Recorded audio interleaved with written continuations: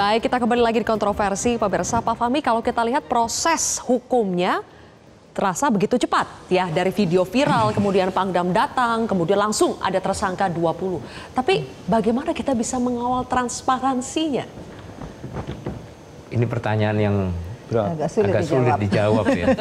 Ya kita cuma bisa berharap gitu ya. Tapi yang jelas ya tentu transparansi dalam konteks ini ada ukurannya ya. Tapi saya juga tidak melihat sebenarnya bahwa transparansi itu sudah terlihat dalam kasus ini ya. Sejak awal kita tahu bahwa misalnya tadi yang disampaikan oleh Kadis Penat ya, soal itu dilakukan dalam atas dasar pembinaan, dalam masa pembinaan begitu. Itu menurut saya itu juga justru menunjukkan bahwa sudah ada upaya untuk membingkai kasus ini, bahwa ini bagian dari pembinaan.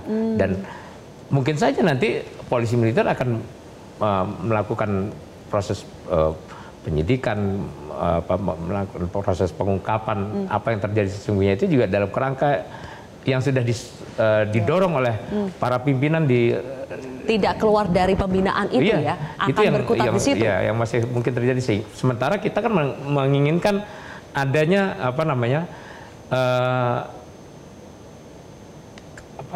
pengungkapan yang benar-benar jelas, ya benar-benar kita tahu kemudian apa yang terjadi sesungguhnya, supaya juga kita bisa evaluasi dan kemudian bisa dijadikan sebagai bagian dari perbaikan ke depan, kan begitu. Iya. Tapi kalau sudah masa pembinaan, betul. Pak Fahmi, kan begini ya, kalau pembinaan di TNI kita tidak heran.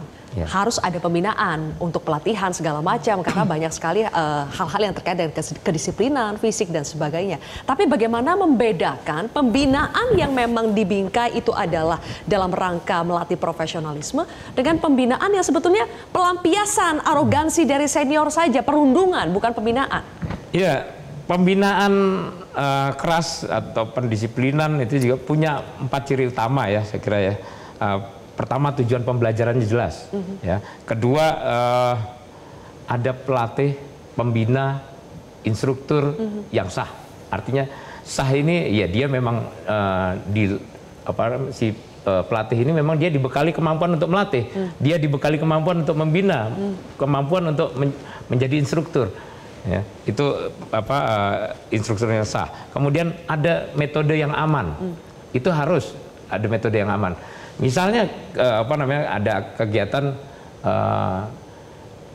pelatihan operasi gunung namanya misalnya ya, yang turun tebing itu misalnya, yang pakai tali turun tebing. Nah, itu dia harus dipastikan aman, jangan sampai prajurit yang berlatih jatuh atau mengalami insiden pada saat latihan. Itu dipastikan harus aman dulu.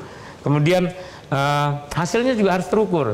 Kalau targetnya adalah misalnya supaya untuk meningkatkan kemampuan fisik, ya tentu harus dipastikan bahwa ketika pelatihan itu berakhir atau pembinaan itu berakhir, fisiknya memang sudah jadi lebih baik. Itu soal pembinaan. Bukan kemudian sampai meninggal. Kalau penganiayaan itu dia atau kekerasan yang tadi ya di luar pembinaan tadi, ya pasti dilakukan di luar prosedur. Tidak ada pengawasan yang tepat gitu ya. Kemudian berorientasi pada pelampiasan atau dominasi. Itu yang kita lihat. Nah, dalam kasus Pradaluki ini pembinaan yang sah tadi itu kita nggak lihat gitu ya. Yang ada jelas ini ya, secara prosedur, secara etika keprajuritan, secara hukum. Ini bukan pembinaan tapi penganiayaan. Berarti secara komunikasi publik juga seharusnya tidak menggunakan alasan pembinaan. Betul, saya tidak sepakat dengan istilah pembinaan. Tapi di sisi lain kita juga melihat di media sosial, Bang Iqbal, ada banyak sekali kita bilang itu adalah viktimisasi. Jadi sudah menjadi korban, sudah sampai meregang nyawa, tapi masih ada saja pihak-pihak yang justru menyalahkan, mencari-cari kesalahan, seolah-olah penganiayaan itu dibenarkan karena Pradalukinya begini. Itu fenomena apa lagi dalam psikologi? Ya, saya kira memang ini kan norma di batalion itu atau di barak ya, bahwa sesuatu yang dianggap dibolehkan oleh atasan walaupun melanggar hukum itu dianggap boleh. Sehingga budaya kekerasan itu dianggap sesuatu yang wajar. Tapi saya melihat bahwa yang menariknya adalah bahwa seberapa besar pun salah seseorang, karena kita negara hukum, disinilah perlunya pentingnya tentang edukasi hukum kepada para prajurit kita. Bahwa walaupun dia punya sistem sendiri, tetapi dia berada di negara hukum yang dia tidak boleh melakukan kekerasan atau main hakim sendiri. Kalau kita lihat kronologis, ini seolah-olah main hakim sendiri ceritanya nih. Tetapi yang menarik adalah kenapa bisa sesadis itu? Satu, karena mereka nggak bahagia, dugaan saya. Kenapa nggak bahagia? Pasti ada masalah gunung es. Pastikan, mungkin Panglima, saya mohon bisa dipastikan di barak-barak militer jangan sampai ada hak-hak Tantama atau Bintara yang terzolimi oleh perwiranya. Jangan ada lagi kebutuhan-kebutuhan dasar mereka yang dipotong misalnya. Sunat ya? Iya, itu juga menimbulkan frustasi. Apalagi ini batalion baru yang belum ada fasilitas. Mereka jauh dari keluarga, akses mungkin susah, internet susah, sehingga frustasi, agresif. Nah, ini yang menjadi harus kenapa manusia bisa menjadi seperti hewan, kok bisa membunuh bersama-sama dan itu dibiarkan gitu loh. Artinya ada masalah dengan kesehatan mental mereka. Itu patut diduga. Oke. Mas Araf, berbicara soal hak asasi manusia ya, seseorang yang sudah meninggal pun masih punya hak yang harus, harkat dan martabat yang harus kita jaga. Benar. Di kasus Prada Luki tadi ibunya juga bilang ada yang mengatakan ini di media sosial juga ada banyak sekali fitnah-fitnah yang terjadi. Nah, Mas Araf, apa yang bisa dilakukan? Apakah itu dari TNI-nya yang harus mengambil alih atau ini persoal literasi publik bahwa tidak boleh lagi memviktimisasi seseorang yang sudah meninggal?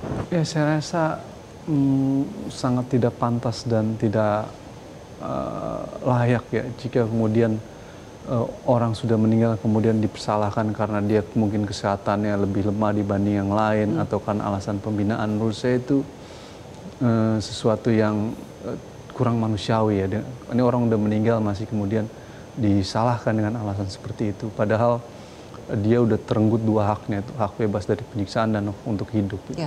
Harusnya yang dilakukan adalah ya berbicara bagaimana menegakkan keadilan buat keluarga korban. Itu menjadi sesuatu yang lebih penting. Perlu diingat penetapan 20 tersangka itu kita jangan tersenyum terlebih dahulu. Proses peradilan militer itu kompleks. Ujungnya nanti itu juga tentu akan menentukan rasa keadilan atau tidak. Karena itulah kita cenderung menuntut peradilan umum. Tapi karena proses peradilan militer sudah bekerja dan berjalan, saya ingin katakan 20 tersangka itu masih awal sekali. Prosesnya masih panjang dan kompleks. Perlu beberapa pihak untuk memantau itu secara eksternal. Komnas HAM menjadi penting untuk mengecek karena ada hak yang terlanggar di situ. LPSK melindungi keluarga korban. Yang saya khawatirkan adalah apakah ada proses intimidasi ke keluarga korban di dalam proses ini sehingga kemudian takut mengungkapkan fakta-fakta. Karena itu LPSK harus turun karena dalam beberapa kasus yang sifatnya tertutup seperti ini itu seringkali keluarga rentan dengan intimidasi. Ya. Yang ketiga adalah parlemen sendiri lagi-lagi. Komisi 1 DPR punya fungsi pengawasan untuk turun, mengecek dan melihat, memantau proses ini biar berjalan dengan baik. Tapi saya ingin menyambung, memberi tanggapan tadi yang disampaikan Bung Iqbal. Mungkin ada persoalan frustasi dan tidak bahagia sebagai bagian karena soal di barak. Tapi saya ingin menambahkan juga, ada soal juga terkait dengan cara pandang, cara berpikir yang salah dalam bagaimana menundukkan dan mendisiplinkan prajurit. Cenderung yang dibangun adalah budaya feodalisme, bukan budaya profesionalisme. Sehingga karena budaya feodalisme, dia selalu melihat bahwa sebagai seorang senior, sebagai seorang pemimpin, ya lo harus patuh dan tunduk. Dan cara menundukkannya adalah dengan melakukan kekerasan fisik, penyiksaan, pembunuhan. Nah ini sesuatu yang salah.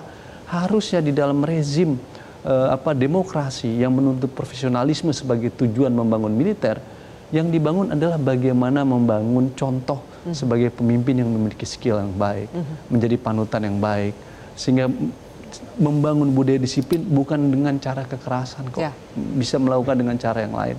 Karena prinsip-prinsip hak asasi manusia harus tetap menjadi bagian yang menempel di dalam sistem pendidikan, pembinaan, sehingga harus dicegah tindakan-tindakan penyiksaan, penganiayaan. Jadi saya ingin menambahkan aja, bukan hanya soal frustasi, tapi soal feodalisme di dalam tubuh militer yang menurut saya keliru dan salah. Yang harus dibangun adalah budaya profesionalisme tadi itu. Memang harus patuh dan tunduk pada atasan, tapi dalam konteks apa?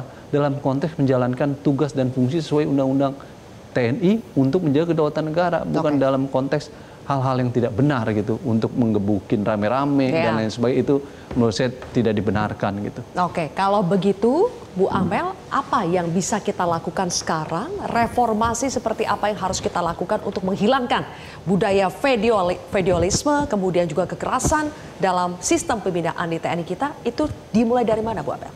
Ya, tentu saja itu harus dimulai dari gini. dari berbagai kasus yang ada ini, ya ini adalah titik awal ya kita untuk dapat melakukan reformasi di TNI sedikit demi sedikit begitu ya. Memang kalau secara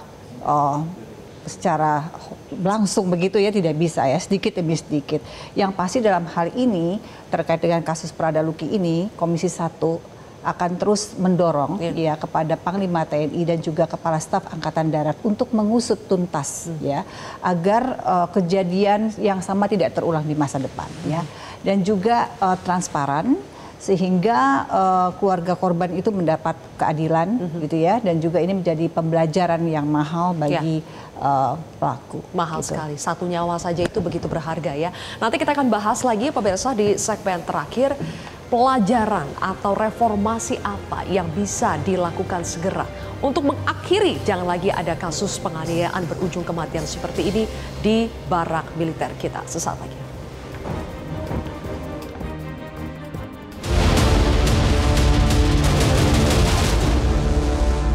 Jelajahi cara baru mendapatkan informasi. Download Metro TV Extend sekarang.